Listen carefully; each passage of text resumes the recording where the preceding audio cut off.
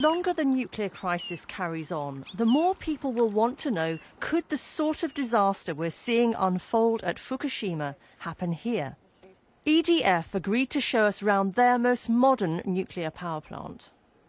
So I'm here at Sizewell B Nuclear Power Station, and with me is Jim Crawford, who's the head of this place, and Andy Spur, who's head of all nuclear power stations in the UK, and they've agreed to answer any questions we have about safety.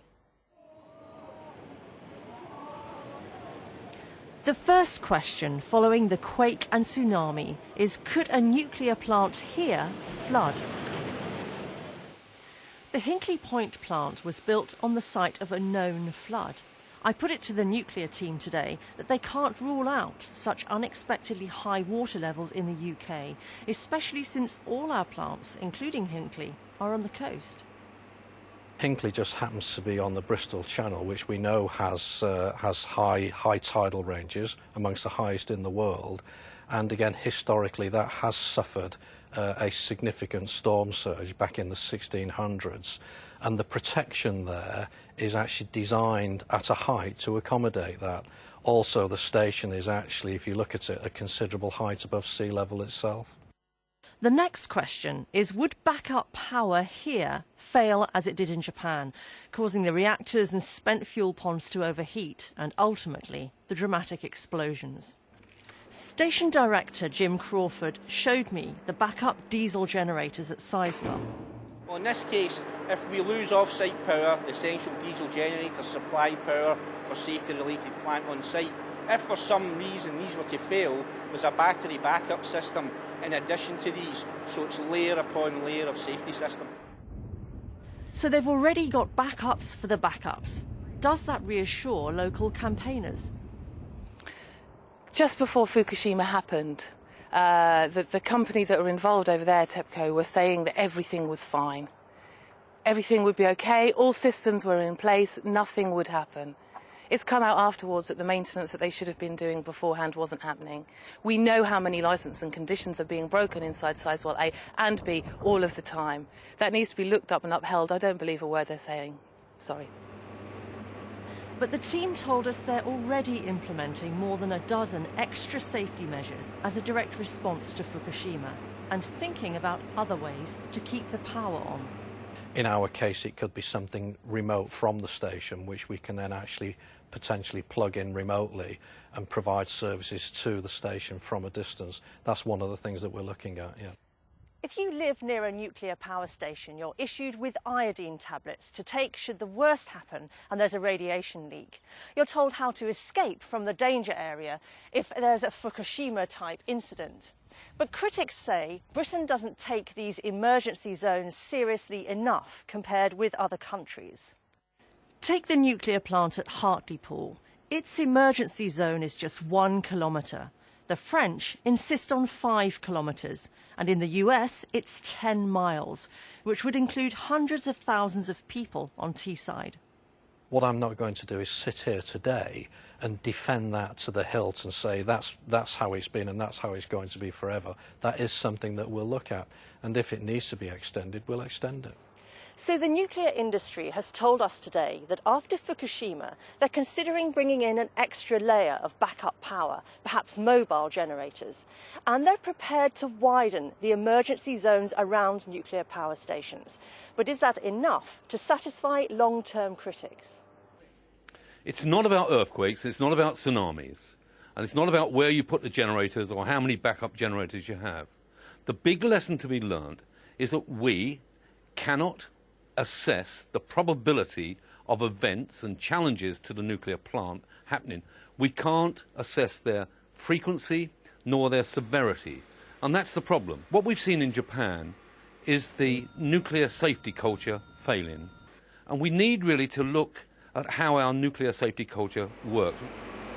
To the experts today, there was a certain inevitability that Fukushima would end up classed at level 7.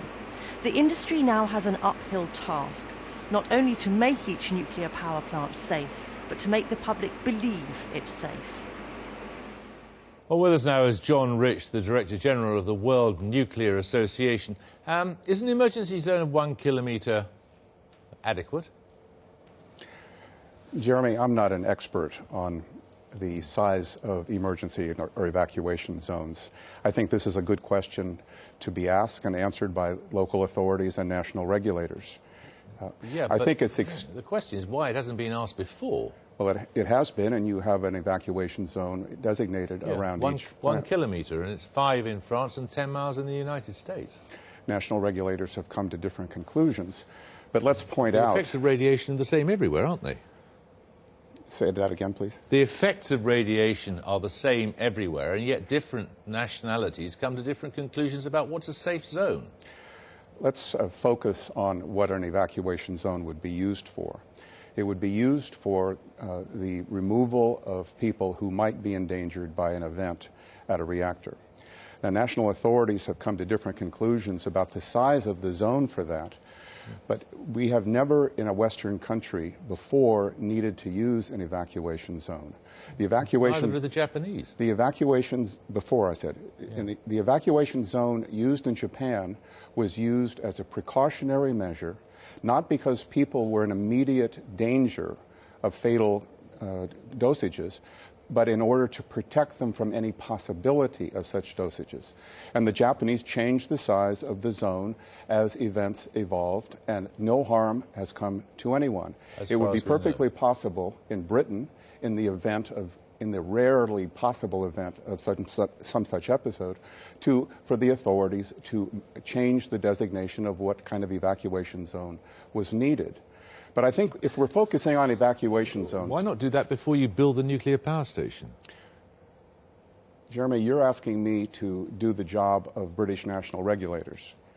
I'm asking you, as an expert in this field and a spokesman for the organisation that is the umbrella group for these things... reactors. Reactors, yes. Whether it wouldn't be wiser to have these precautions in place before an accident happens.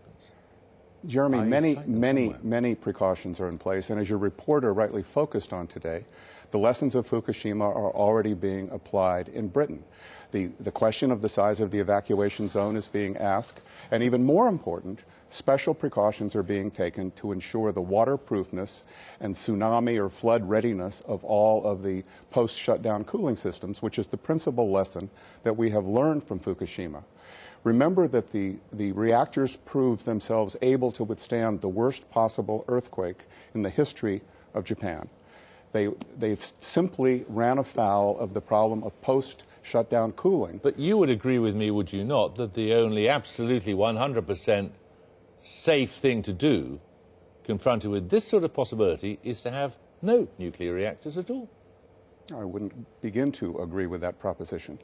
Remember that prior to this, we have had 25 years of post-Chernobyl safety, an impressive safety record lasting 25 years. The Japanese could say that until a few weeks ago. Yes, and the Japanese got a very, very long period of clean energy generation out of their nuclear fleet.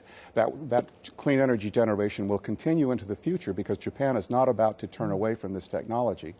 What we have had is an extremely unfortunate, lesson-giving accident which has not yet resulted in harm to any Japanese citizen. Okay. Meanwhile, we had 26,000 deaths due to the earthquake and the tsunami, and not yet one fatality or serious harm to any Japanese citizen at the Fukushima plant. That's an important distinction to make. John Rich, thank you very much. Thank you. Over 500 men and women have boldly gone where he first went 50 years ago, but Yuri Gagarin's name is one of only a handful everyone remembers, and by definition, no